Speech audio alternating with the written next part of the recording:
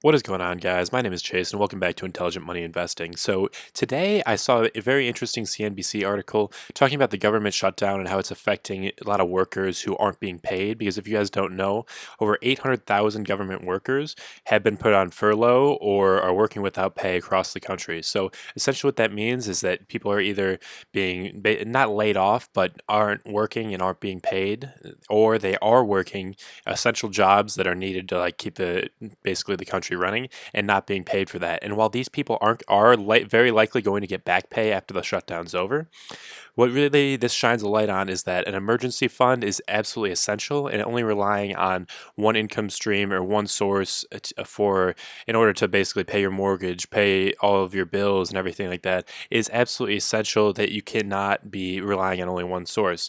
So I want to talk a little bit about these numbers, how it's affecting people, and what you can do in order to avoid these type of situations in your life, because this isn't just government workers, this is everybody who's working paycheck to paycheck, as the surveys show about 80% of Americans do. So this is a lot of people. Even if you aren't working a government job, you could be working for a company, and that income source could be cut off just like that, because if the company is going through a hard time or anything like that. And while this is a big case because over 800,000 people are working under these conditions, it really does shine a light on more than just that.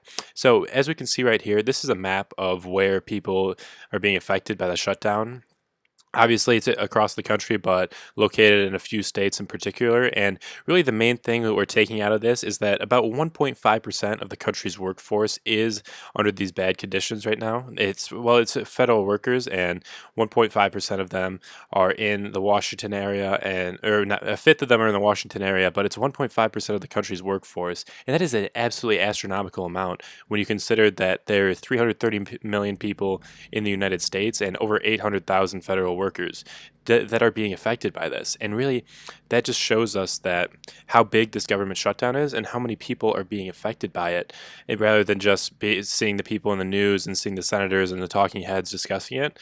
And we can see a lot of the different cases over on the CNBC article, because over 420,000 people are working essential jobs without pay, and another 380,000 are being told to stay at home and not get paid.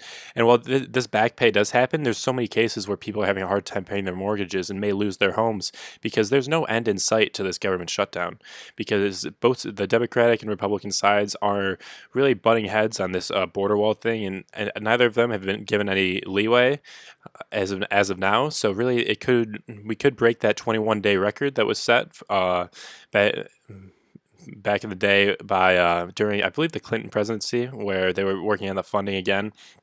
But what I really want you guys to take away from this is that an emergency fund of about 6 months of expenses is really what you need to build towards. And while I recognize that's not possible for everybody, there's some people who just can't get off that paycheck to paycheck thing. But really, with 78% of U.S. workers, there is a lot of room for people who are kind of overspending with what they make, and kind of get into credit card debt and get into unnecessary debts, just because they're treating themselves and not working on, or not living on the bare minimum of what they can. The article cites that about 10% of people making six figures or more are living paycheck to paycheck. And what paycheck to paycheck means is that you really do need that source of income. You're waiting for payday in order for that to make a big impact on your spending. And that's really not where most of you want to work towards. And this really means that you need to work towards that financial independence, so you don't have to be stressed. You don't have to rely on one job. If you lose your job, or maybe get a demotion, or have to switch positions, it's not the end of the world for you. Obviously, it's going to be a stress in your life, but it can't take over everything. As you guys can see, there's tons of people taking to Twitter and really being disgruntled about how they are not able to afford their basic life necessities because they don't have an emergency fund, and they're now in furlough, or they're now being paid, or they're not being paid to do their jobs. So really, what this means is that you need to be able to start working towards something. And that doesn't mean you have this money invested in your investing account, because let's say the government shutdown happens at the same time where the S&P 500 drops 20%, or we go into a recession, it drops 50%. You do not ever want to be in the position where you have to sell your assets, because obviously you don't want to sell them at a decreased price. And that's probably what a lot of these people are doing. If a lot of these government workers are having to have a stock portfolio, or maybe they have a 401k that they have to cash out in order to pay their mortgage so they don't lose their home. And really, that's really unfortunate because the timing is where we're about 20%, maybe probably more like 10% off of all-time highs right now, off of the 52-week highs. And that's really not where you want to be selling it. In my opinion, that's more where you want to be buying more and more stocks.